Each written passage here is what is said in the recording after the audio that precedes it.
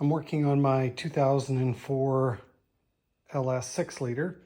I had a issue with one of the cylinders. Looks like a fuel injector leaned out and one of the pistons broke and made some damage inside one of the cylinders. So we're doing a bottom end rebuild, and I just wanted to go over my honing process. I had no smoke or anything coming out of the engine. It was all running good. It just started to tick with that broken piston piece that knocked around inside the cylinder. So I'm using a flat stone hone.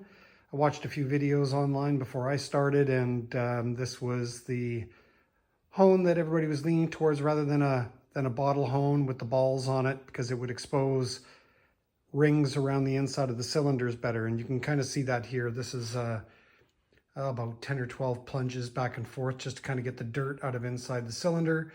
And you can see the top piston ring stops, some lateral scratches down the cylinder there.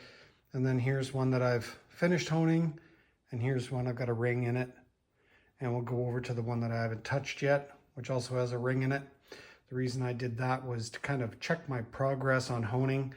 A lot of the videos I saw and what people were talking about honing were talking about scratches, cross hatching, all that type of thing, but not how long it actually took them to do each hole. So I'm using a fairly smooth stone on that hone there. It was the only one available to me. So probably an hour into every hole. Some people may think that's a crazy length of time. Maybe not. I'm using motor oil as my lubricant, but you can see the piston end gap there on that one.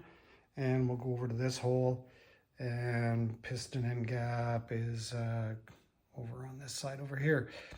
So putting a feeler gauge in between a finished cylinder and one I haven't touched yet, and I can barely get a 1/8 thou feeler gauge in the gap in both of those. So it's really minimal material I'm taking off to clean up the bores. These are file fit rings with a 4-inch bore. They suggest an 16 thou end gap, so I still have to file a reasonable amount of material out of those. You can see the gap there. That one looks a little tighter, but honestly, the same feeler gauge is what I'm using to get in between each one. So this one's got a bunch of work to do. You can see the black spots where the skirt of the piston stopped in the lower part of the bore, and some of that scratching in there. So it's taken a little while, but I'd rather it be slow than plowing through it and then grinding too much. So I'm sure there's other grits of stones to use.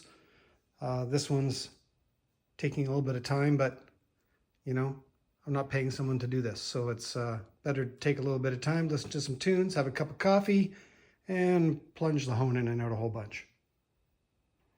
It's coming along.